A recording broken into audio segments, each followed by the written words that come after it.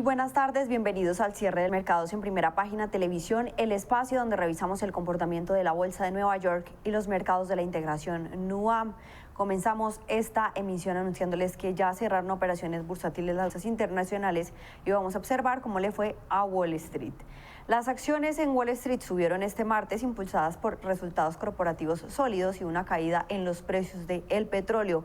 Es así entonces como el Dow Jones finaliza con un avance del 0,79%, es decir que avanzó más de 300 puntos en 59.298. Por su parte, el Standard & Poor's 500 también mostró desempeño positivo en la sesión de hoy, 0,81% en 7.259 unidades.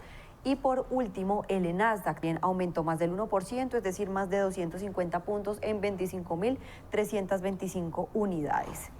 El descenso del crudo fue clave para el repunte. El WTI cayó 4% hasta cerca de los $101 por barril, mientras el Brent retrocedió 3% a niveles sobre los $109 por barril, reduciendo presiones inflacionarias y mejorando el sentimiento del mercado.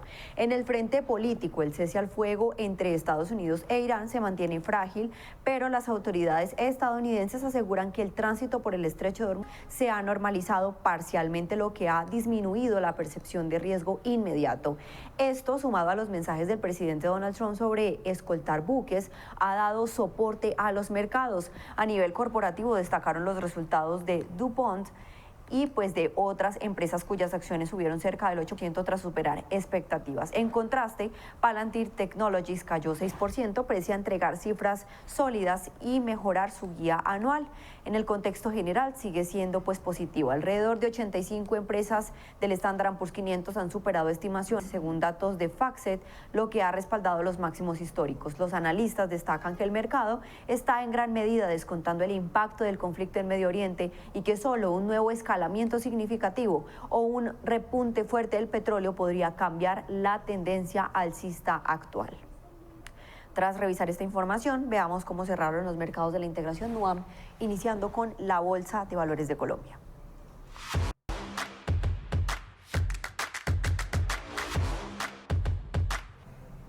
Así las cosas, la Bolsa de Valores de Colombia finalizó la sesión en positivo. El MSCI Colcap aumentó 0,09% en 2.171 unidades.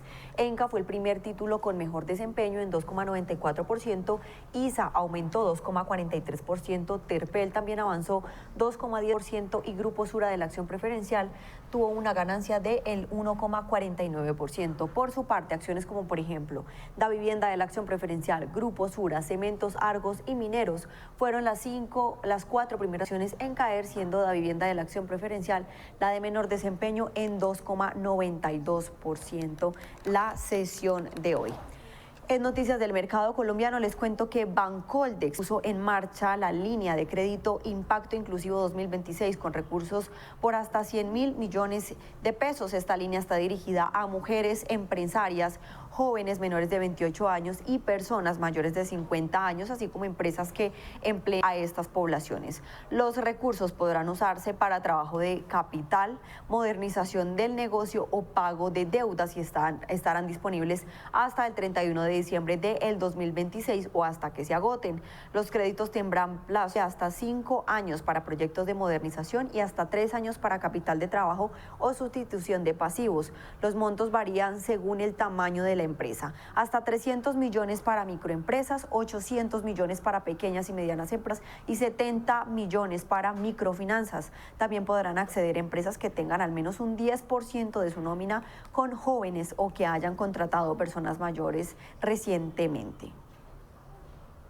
De otro lado, el Banco de Occidente realizó el pago de los dividendos correspondientes a mayo del 2026, parte del plan aprobado por la Asamblea de Accionistas. La entidad definió un pago total de 266.768 millones de pesos con cargo a las utilidades del año 2025 que se distribuye de forma mensual entre los accionistas. El banco estableció un dividendo de 142,6 pesos por acción sobre más de 155 millones de acciones en circulación.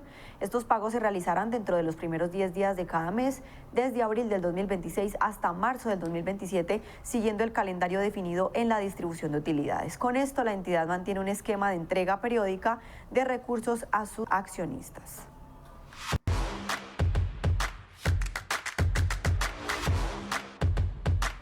Siguiendo con las bolsas que integran NUAM, el turno es para Chile, que también descendió 0,13% en 10.700 unidades, cada vez más lejos de los 11.000 puntos. Por su parte, acciones como por ejemplo Mall Plaza, CDI, Cencosud y empresa CMPC mostraron también variaciones negativas en la sesión de hoy, siendo Mall Plaza la que más retrocedió en 2,78%. Por su parte, la Sociedad Química Minera de la Serie B avanzó 3,08% y Compañía de Cervecerías Unidas también tuvo un aumento del 3% en la sesión de hoy.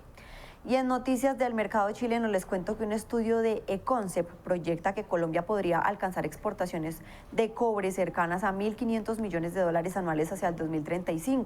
El análisis se basa en el aumento de la demanda global del mineral impulsada por la electrificación y las energías renovables. Además señala que el país hace parte del cinturón andino de cobre junto a Chile y Perú, que abre posibilidades de desarrollo minero.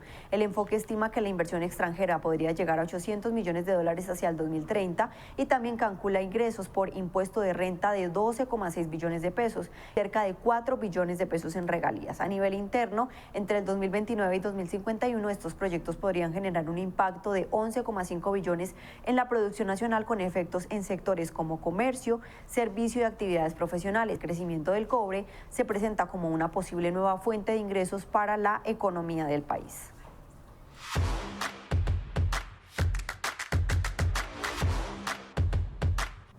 Y ya para finalizar, el turno es para Lima, que hoy finalizó la Bolsa de Valores de Lima con una variación negativa del 0,02% en su índice general, por lo que podemos concluir que las bolsas en NUAM hoy finalizaron de manera mixta. Colombia en positivo, Chile en negativo y Perú en negativo.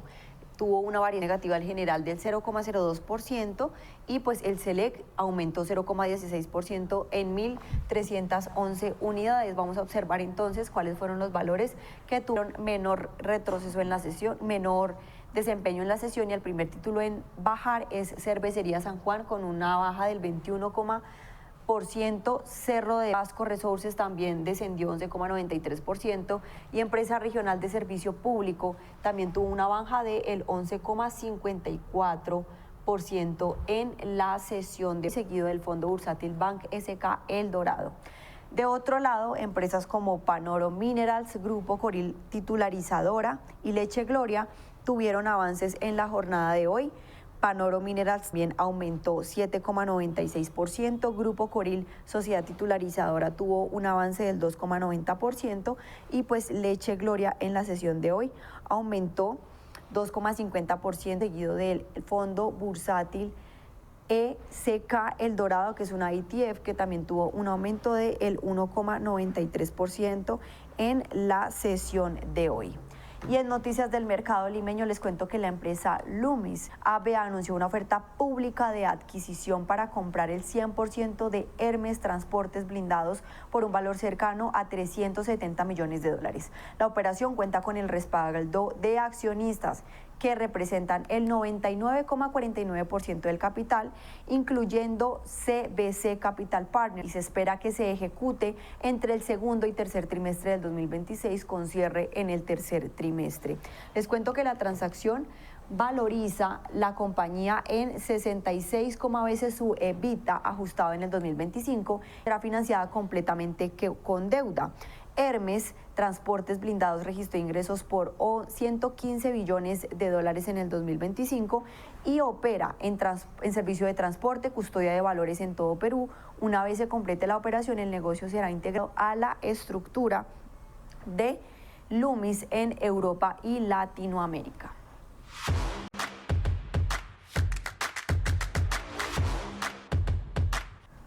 Tras revisar esta información o el desempeño de las bolsas regionales, vamos a poner ahora la mirada en Venezuela, que como podemos observar finalizó la sesión de manera positiva.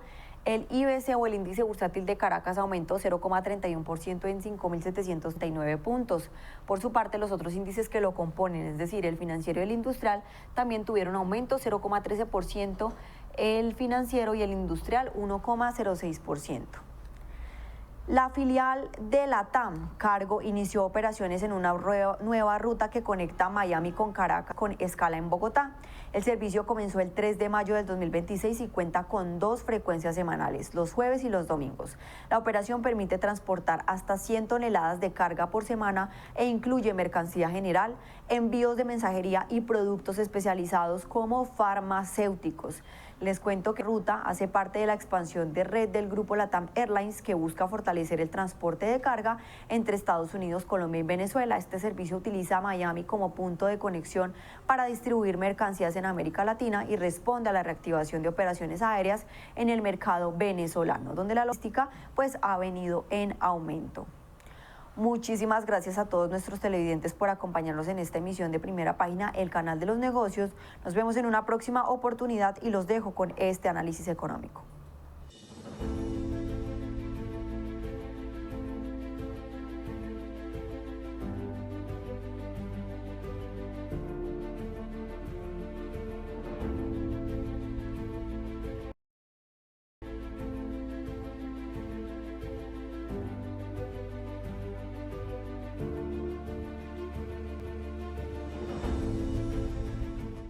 Hola amigas, amigos, clientes de BTG Pactual en Chile. Les damos la bienvenida a la revisión semanal de los mercados y, como es tradición, partamos repasando el rendimiento de las principales macroclases de activos.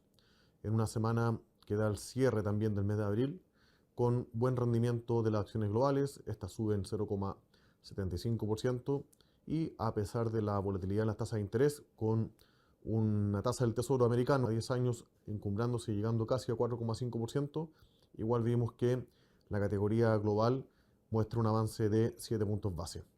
Los commodities, de la mano también de un rebote en el precio del petróleo, sobre todo en el Brent, muestra también una ganancia de 3%, mientras que el dólar contra las monedas desarrolladas muestra una depreciación de 0,38%, mientras que las monedas emergentes se deprecian contra el dólar en 0,16%. A nivel de activos locales, tanto el IPSA como el peso chileno sufren pérdidas. En el caso del IPSA cae 2,37%, mientras que, explicado principalmente por la curva en UF, la renta fija chilena muestra un avance de 2 puntos base. Con esto vemos que en lo que va del año, las acciones globales acumulan casi un 7% de ganancias en dólares, la renta fija está prácticamente plana, los commodities 30% aproximadamente y el dólar a nivel global acumula una depreciación de 0,8% en el año. Entre los destacados está obviamente Estados Unidos con una rentabilidad de 0,92%. Hemos visto los resultados de empresas bastante positivos. El sector tecnológico fue el dominante en la semana previa, con las empresas denominadas hyperscalers mostrando buenos resultados, pero con reacciones disímiles. Los vamos a ver más adelante. También Japón aquí muestra un buen rendimiento y la otra fue una caída, una toma de utilidad en el caso de las regiones que comprenden o componen los mercados emergentes a nivel global.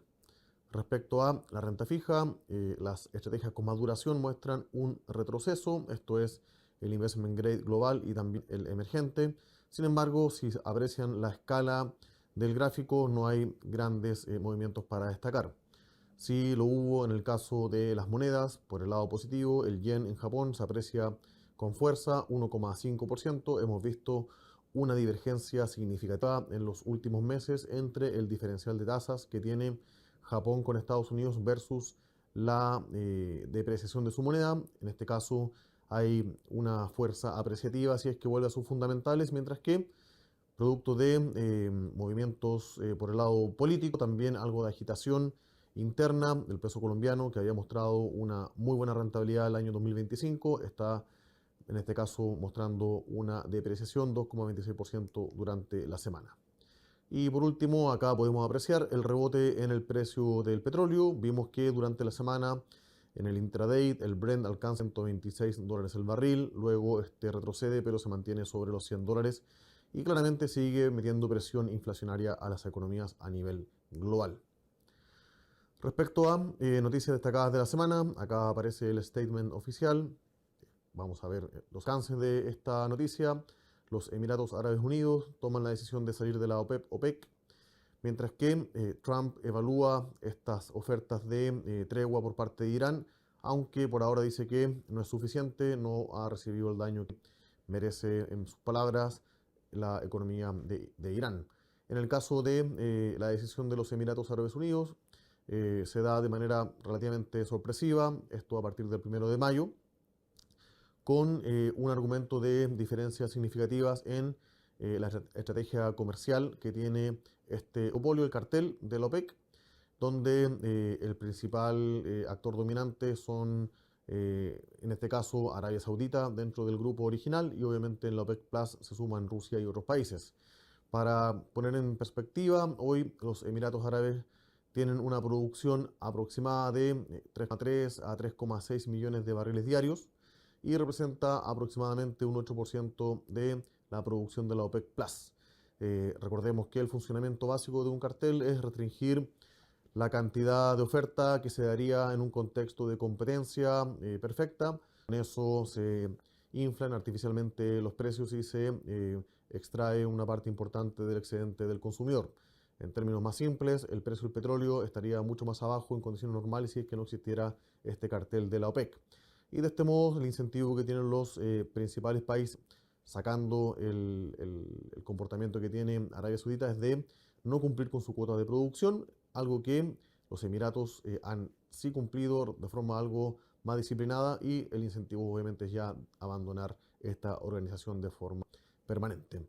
El impacto en el corto plazo es relativamente inocuo, dado que tanto la producción como el transporte que proviene de los países de la región está siendo bloqueado por esta iniciativa de Irán de poner amenazas al tránsito en el estrecho de Hormuz, pero obviamente si esta decisión se mantiene firme, una vez que se normalice el tráfico por esta zona, claramente pone una presión bajista adicional en los precios del petróleo. Sin embargo, sigue siendo una noticia en desarrollo. Adicionalmente, los idas y vueltas de Irán con Estados Unidos a la fecha no tenemos humo blanco. Sigue de todos modos el acuerdo de cese al fuego. Este se ha respetado relativamente de forma fiel, a excepción de los ataques mutuos que podemos ver entre Israel y también el Líbano. Sin embargo, acá obviamente el tiempo empieza a pasar la cuenta a la economía global, también a la actividad económica e inflación, y relacionado con la decisión de los Emiratos Árabes Unidos, ellos ven que han tenido un daño en sus activos relacionados a energía y que no se han visto beneficiados de pertenecer a este grupo de países por el hecho de estar cerca o prácticamente al frente de Irán. Segunda noticia de la semana, en la escalada de tensiones comerciales, Estados Unidos ha impuesto una prohibición de uso a nivel global del petróleo que se extrae y comercializa desde Irán. China es uno de los importadores de este petróleo y Trump, en conjunto con su equipo económico, han intentado levantar una restricción, una prohibición para que las empresas de refinería en China utilicen el crudo proveniente de Irán para procesarlo y finalmente venderlo a usuarios finales. En una nueva etapa de la guerra comercial, el ministro o secretario de Comercio de China ha informado a las empresas supuestamente sancionadas que hagan caso omiso de esta, que básicamente representa una violación del Estado de Derecho y también del derecho internacional. Los asuntos internos corresponden a China y por lo tanto estas empresas sí están facultados a seguir procesando el petróleo que viene de esta región. Veremos si es que este episodio agrega una escalada adicional, considerando que tendremos supuestamente a fin de mes una reunión entre los dos líderes, el presidente Trump y también el presidente Xi Jinping. Por ahora, China se había mantenido de forma relativamente neutral ante el conflicto, pero esto lo involucra de una forma más activa. Consideremos que del total del petróleo importado por parte de China, aproximadamente un 11% proviene de Irán. Esto es previo al inicio de la guerra.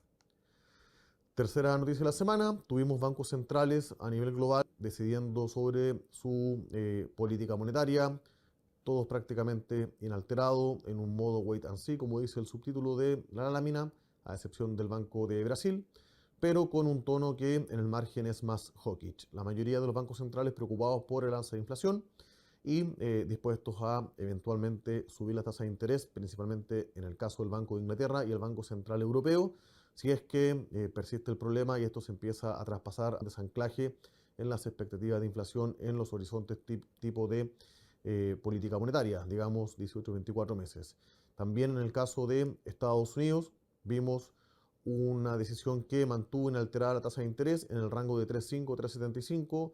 Se mantiene Steve Miran como el disidente, quien abogó por un recorte de 25 puntos base, y el mercado en este momento no está incorporando movimientos en la tasa de política monetaria para los próximos 12 meses, pero en el comunicado el Banco Central Americano reconoce que si es que se empieza a desanclar la expectativa sin afectar el nivel de empleo, podría cambiar de rumbo su seco de política monetaria. Algo similar a lo que vimos en el caso del Banco Central en Chile, donde no se implementan cambios en la política monetaria, pero sí el mercado tiene incorporado entre 2 y 3 incrementos de 25 puntos base para los próximos 12 meses, considerando que si bien las expectativas de mediano plazo a 24 meses siguen estando relativamente ancladas al 3%, pasaremos eventualmente por un periodo de alza inflacionaria de forma significativa. Acá estamos mostrando qué es lo que anticipan los economistas y tres encuestados por el Banco Central chileno, donde la inflación esperada a 12 meses se mantiene sobre el 4 y cercana al 4,5%. Cuarta noticia de la semana, la actividad económica en Estados Unidos y los precios relacionados también a esta economía.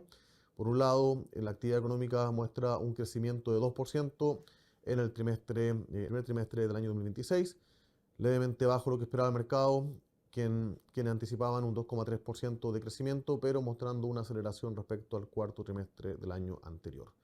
Lo destacado del mes, mejor dicho del trimestre, es la parte de gobierno, mostrando una aceleración en el crecimiento, considerando que esta partida restó gasto por el año 2025, también los términos de intercambio, mostrando también aquí un agregado de crecimiento a el dato final, mientras que por el lado de consumo personal y también por la parte de inversión residencial están restando el crecimiento en relación al ritmo que venía mostrando al cierre del año 2025. En el caso de los precios que se pueden derivar de el gasto del consumo en el PIB, vemos que la inflación en este caso está en 4,31% en términos anualizados, en el mes 0,66% y sigue estando relativamente desanclada del 2% target que supuestamente tiene el Banco Central.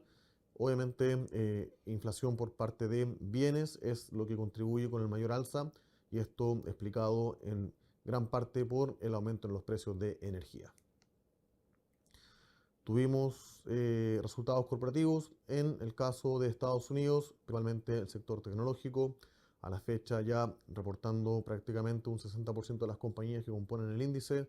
Vemos un crecimiento de 10% en ventas y de casi 30% en utilidad. Esto implica una sorpresa de 20% en el caso de la última línea, siendo el sector tecnológico y el de consumo discrecional las que más aportan a este número. Vimos que en el caso de las hyperscalers se mantiene el ritmo significativo de CAPEX en todo lo relacionado a la temática de inteligencia artificial, data centers, semiconductores, y los grados de monetización que uno puede concluir o derivar de los números que reportan empresas muestran que hasta la fecha sigue siendo positivo, principalmente en el caso de Google, que fue la que muestra los mejores números y también post resultado tiene un salto de más de 10% en sus acciones. A diferencia de lo que uno puede desprender de las acciones y la compañía Meta, el holding que agrupa entre otros a Facebook, sigue aumentando el CAPEX relacionado a la temática, pero en el caso de la rentabilidad sobre capital invertido no se aprecia el mismo nivel de impacto que estamos viendo en el caso de Google, explicado principalmente al alza y a la baja por el negocio de almacenamiento y procesamiento en la nube, al igual que lo que podemos ver en Microsoft y también en el caso de Amazon. Para esta semana nuevamente tenemos un conjunto importante de compañías reportando sus números. Tuvimos en la mañana empresas de cruceros, Norwegian mostrando números también ahí, aparece en el calendario. En el after tendremos empresas como Palantir durante la semana, Pfizer, PayPal entre las principales, HSBC, AMD, eso cerrando el día martes. Ya el día miércoles, empresas más tradicionales como Disney, CBS, pero también asset managers como Apollo, reportando los números. Uber también mostrando el resultado del primer trimestre. Y ya el día jueves vamos terminando con empresas relacionadas más al sector de energía y de consumo discrecional. Para esta semana tenemos una batería de datos económicos, tanto en Estados Unidos como en el resto del mundo, siendo los más relevantes, obviamente, el dato de inflación en Chile. El día viernes el mercado anticipa una inflación para el mes de abril de 1,5% y también el dato de empleo, donde el mercado anticipa para Estados Unidos una creación de 60.000 puestos de trabajo para el mes de abril, con una tasa de desempleo que se quedaría en 4,3%. Eso es lo principal para esta semana. Como siempre, agradecemos que revisen nuestro informe, nos sigan en redes sociales y se conecten a nuestras actividades y webinars. Muchas gracias.